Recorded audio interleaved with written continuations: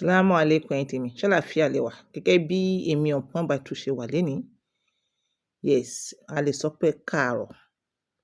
Àmọ́ àárọ̀ ni mo ṣe program yìí rẹ̀. Tó bá jẹ́ pé ọ̀sán lẹ́yìn wò mí, ẹ káàsán. Tó bá sì jẹ́ pé alẹ́ lẹ máa wò mí, ẹ káalẹ́ níbikíbi tẹ́ bá wà. Thank you for always joining me. Ẹ̀yin tèmi, Ọlọ́run ní jẹ́ ká kúkú ọ̀wọ̀wọ́ o. A ní fa àìsàn lùgbà. Ọmọ kékeré inú yín like you are 20 years. Ẹ wá dàbí 60 years. Ṣé mọ̀ pé even no matter what, kò ní is not a good thing. Àwọn èèyàn máa ń find joy when you are like 40 years. And you look 25, wọ́n máa ń find joy. Ju ọmọ 20 years, you look 60 years. Ẹ mọ̀ nǹkan tó fà á. Nítorí suspicious. Ẹ̀yin obìnrin, ẹ jẹ́ ká fira wa lọ́kàn balẹ̀. Ẹ jẹ́ ká fira wa lọ́kàn balẹ̀. Ẹ máa jẹ́ ká máa suspect. Like now, ọkọ rẹ ò sí níbi tó wọ́n ń gbé, ojú rẹ ò tó, o ò rí, o ò gbọ́. Inú kan bí ẹ because of one or two things. O bẹ̀rẹ̀ sí ní suspect ọkọ ẹ̀. Like o fẹ́ tètè darúgbó nìyẹn. Like tó bá ní 7 lives because even eléyìí gan lè lead sí hypertension. Ó máa lead sí ẹ̀jẹ̀ ríru. Ó máa lead sí stroke. Tí wọ́n bá wá ní 7 lives, tí ò ní gbogbo irú sickness báyìí, tí o sì kúkú ọ̀wọ̀wọ́, wàláì wà á darúgbó. Frustration máa mú ẹ. O dẹ̀ ní lọ síwájú, o ní wà productive because each time tó bá ti rántí pé bóyá ọkọ mi dẹ̀ wà pẹ̀lú obìnrin o, bóyá ọkọ mi dẹ̀ ń ṣe gbá o, bóyá ọkọ mi dẹ̀ ń ṣàwo o. Like you will easily fail. In fact, o ní lè tọ́jú àwọn ọmọ nínú ilé. You will look sad. O ní lè tọ́jú ara ẹ̀. Because eléyìí common pẹ̀lú àwọn obìnrin. Wọ́n feel easily that ọkọ wọn lè easily cheat wọn.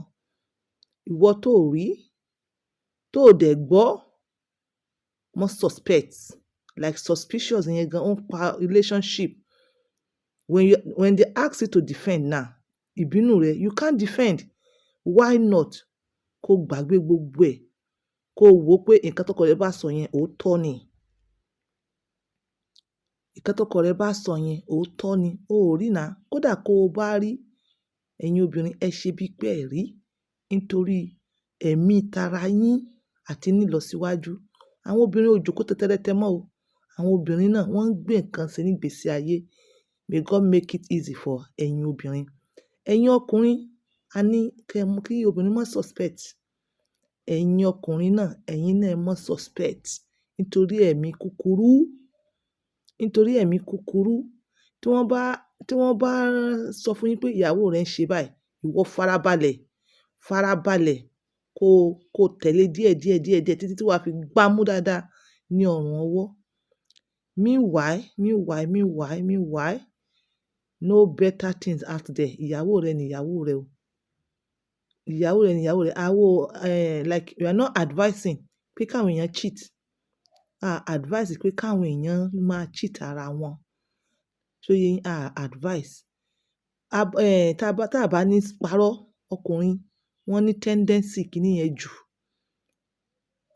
Sọ pé àwọn obìnrin náà, percentage ó jura wọn lọ. Percentage jura wọn lọ. Ẹ má jẹ́ ká sọ̀rọ̀ jù ká mọ́ counterfeit ọ̀rọ̀ tá a ti sọ síwájú. Ẹ follow ara yín like sweetly. Ẹ follow ara yín díẹ̀díẹ̀. If you lose one another, I'm telling you, to make up kò easy o. Ẹ̀yin obìnrin tí ẹ ti wọ 40, ẹ̀yin fọ̀kọ́lẹ̀. Ṣé ìgbà tó kọ́kọ́ ṣe first marriage yẹn, maybe you were like 20 years. O fẹ́ ṣe another marriage like 50. Like where is the body? Ìyókù tó kù, like you have to make up your mind. You have to struggle. You are 40, but you now like to look like 20. Bóyá o lè rí ṣe bí ti gbà yẹn. Ìgbà yẹn there's the body to do it. You're not even forcing yourself. But now, you have to force yourself to be ìyàwó tuntun. So ìdí tá a fi ń sọ eléyìí ni pé èyí tẹ́ ẹ ní lọ́wọ́, ẹ value ẹ̀. Ẹ̀yin ọkùnrin, ẹ value ìyàwó yín. Obìnrin náà, ẹ̀yin náà ẹ value ìyàwó yín. The only thing tó máa jẹ́ kí ọkùnrin tètè cheat, ẹ̀yin obìnrin tẹ́ bá ń gbọ́ mi, òun ni pé kẹ́ ẹ deny ọkọ. tẹ́ bá deny ọkọ tó ní action, ọkọ tó ní action tẹ́ bá deny, kò sígbà tí ò ní lọ wò ta tó bá náà ò ní fẹ́ ìyàwó mi. Kò sígbà tó ò ní wò ta. Like as a Muslim, adúpẹ́ lọ́dọ̀ Ọlọ́run, there's license to marry 4 wives. Àwọn Christian nǹkan tó wá ní ọyọ kan lọ́lọ́run sọ. Nígbà tí wọ ìyàwó bá fógun mọ́nú ilé, ìgbà wo ni kò ní lọ mọ́ yan èèyàn lálẹ́ nínú very close to you. Very, very close to you, wọ́n máa yan wọ́n lálẹ́. Because àti lọ́ta gan wà ní wọ́n lára. Very close to you nínú ilé. Ẹ farabalẹ̀. Ẹ jẹ́ kí ìyàwó ẹ jẹ́ kí ìgbéyàwó ẹ jẹ́ kó dùn. So ìwọ obìnrin, mọ́ fúnra ẹ hypertension. Ìwọ obìnrin tó ń gbọ́ mi, mọ́ fúnra ẹ hypertension. Stop suspecting. Suspicious. Òun ló jẹ́ kí ẹ̀yin kan, you don't even know what to do right now. Suspicious. Look at you. Ojú ti ń winkle. Stop that. Suspicious yẹn ló ń cause frustration tí ojú fi ń winkle. Suspicion ló fà á tó jẹ́ pé most of you ti ń lack libido lọ́jọ́ àìpé. When you suspect, you ask. And no matter the reason, tó bá fún ẹ, gbà bẹ́ẹ̀. This is on point by 2. Using my words to help others. Bye for now. Ẹ darapọ̀ mọ́ wa lénìí ní ilé-iṣẹ́ Akérèkọ́rò Skin Ultimate. Àwa làgbà, àwa ní bàbá, àǹfààní ńlá wà.